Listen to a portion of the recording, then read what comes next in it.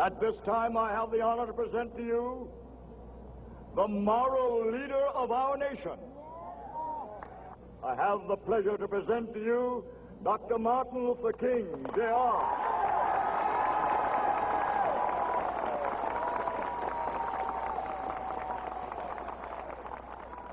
I am happy to join with you today in what will go down in history as the greatest demonstration for freedom in the history of our nation.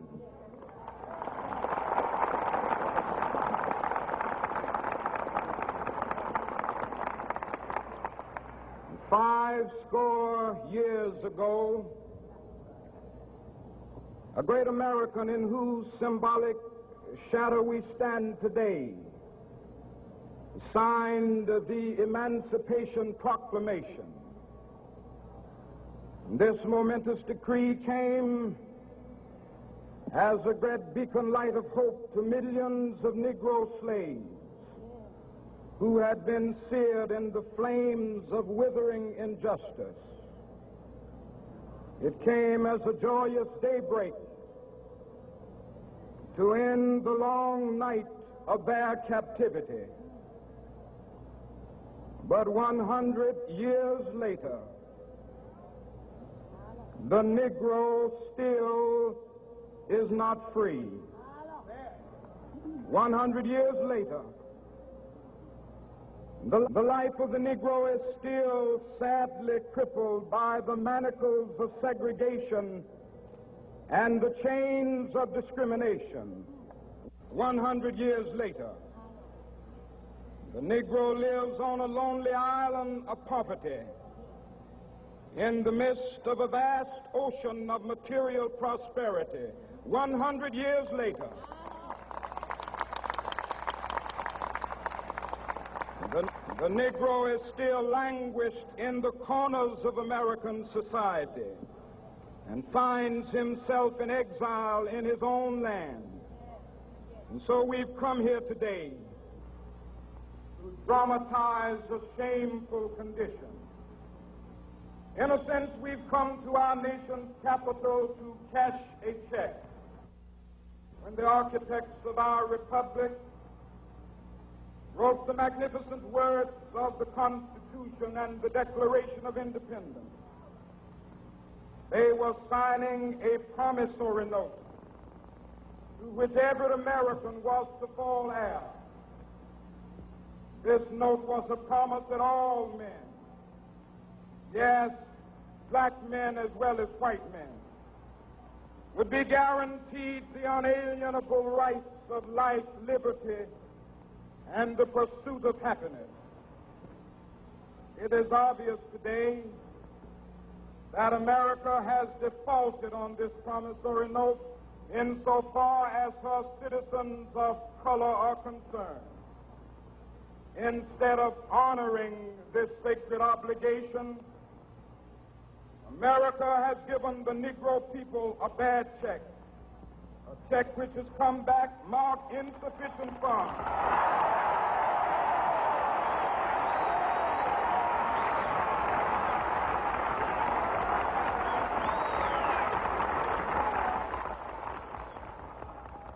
But we refuse to believe that the Bank of Justice is bankrupt. We refuse to believe that there are insufficient funds in the great vaults of opportunity of this nation. So we've come to cash this check, a check that will give us upon demand the riches of freedom and the security of justice.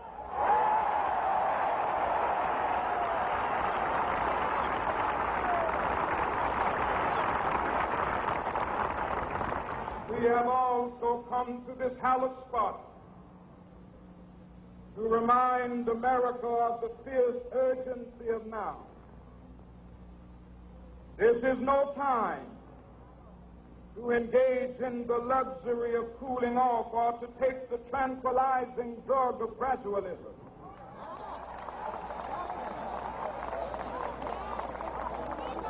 Now is the time to make real the promises of democracy.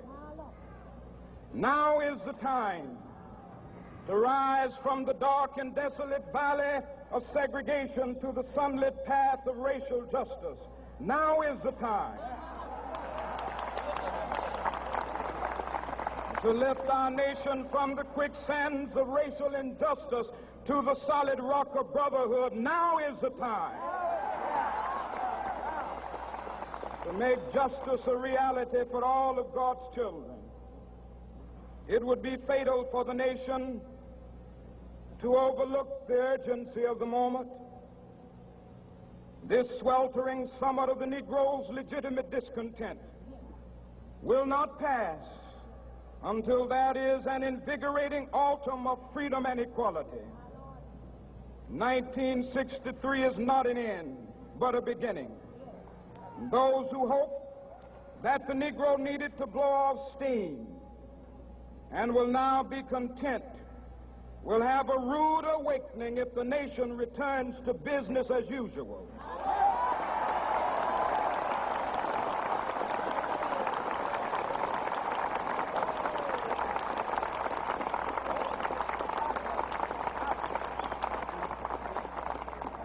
There will be neither rest nor tranquility in America until the Negro is granted his citizenship rights. The whirlwinds of revolt will continue to shake the foundations of our nation until the bright day of justice emerges. But that is something that I must say to my people who stand on the warm threshold which leads into the palace of justice. In the process of gaining our rightful place, we must not be guilty of wrongful deeds. Let us not seek to satisfy our thirst for freedom by drinking from the cup of bitterness and hatred.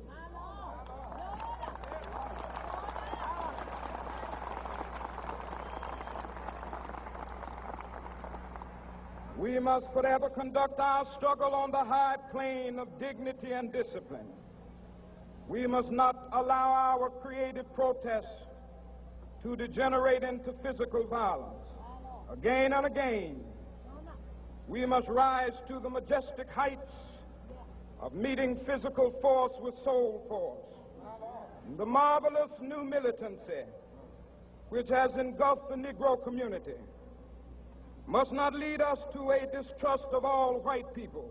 For many of our white brothers, as evidenced by their presence here today, have come to realize that their destiny is tied up with our destiny.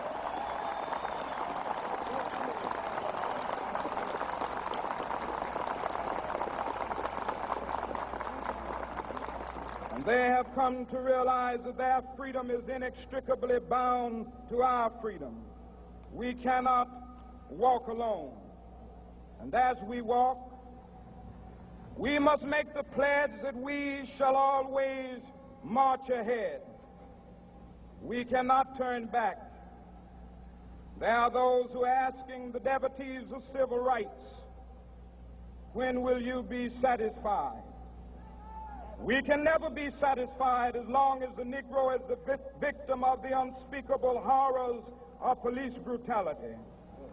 We can never be satisfied as long as our body is heavy with the fatigue of travel, cannot gain lodging in the motels of the highways and the hotels of the cities.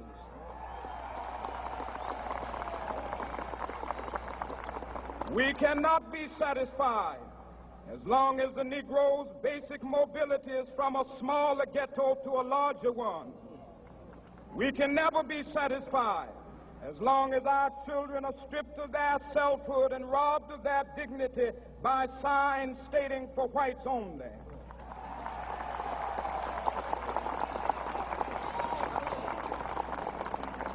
We cannot be satisfied as long as a Negro in Mississippi cannot vote and a Negro in New York believes he has nothing for which to vote.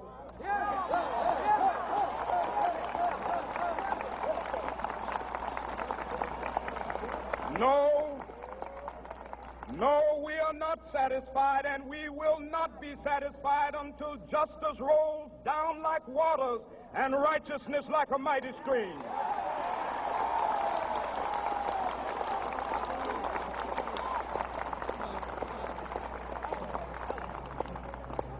am not unmindful that some of you have come here out of great trials and tribulations.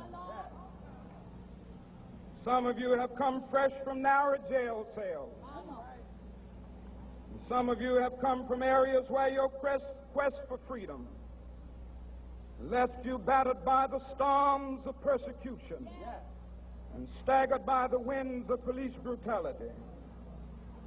You have been the veterans of creative suffering. Continue to work with the faith that unearned suffering is redemptive. Go back to Mississippi. Go back to Alabama. Go back to South Carolina. Go back to Georgia. Go back to Louisiana. Go back to the slums and ghettos of our northern cities, knowing that somehow this situation can and will be changed. Let us not wallow in the valley of despair. I say to you today, my friend,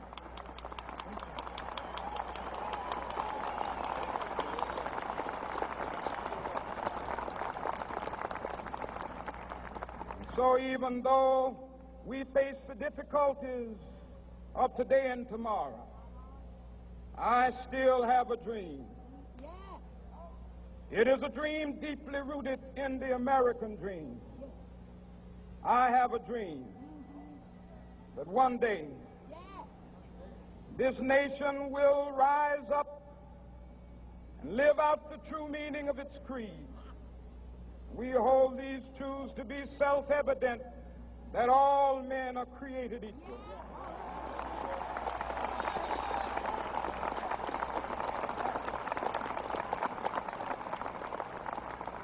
I have a dream that one day on the red hills of Georgia, the sons of former slaves and the sons of former slave owners will be able to sit down together at the table of brotherhood.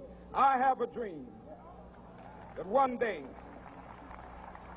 even the state of Mississippi, a state sweltering with the heat of injustice, sweltering with the heat of oppression, will be transformed into an oasis of freedom and justice. I have a dream that my 4 little children will one day live in a nation where they will not be judged by the color of their skin, but by the content of their character. I have a dream today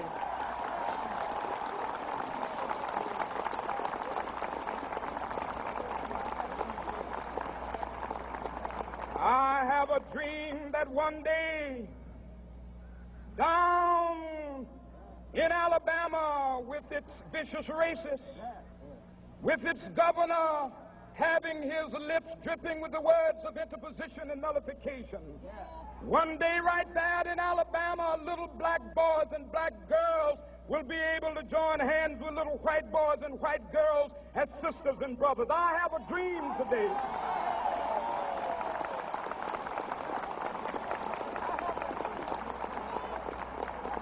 I have a dream that one day every valley shall be exalted, and every hill and mountain shall be made low. The rough places will be made plain, and the crooked places will be made straight, and the glory of the Lord shall be revealed, and all flesh shall see it together. This is our hope. This is a faith that I go back to the South with. With this faith, we will be able to hew out of the mountain of despair a stone of hope. With this faith, we will be able to transform the jangling discords of our nation into a beautiful symphony of brotherhood. With this faith, we will be able to work together, to pray together, to struggle together, to go to jail together, to stand up for freedom together, knowing that we will be free one day. This will be the day. This will be the day when all of God's children will be able to sing with new meaning, "My country, tears of thee. Sweet land of liberty, of thee I sing. Land where my fathers died, land of the pilgrim's pride.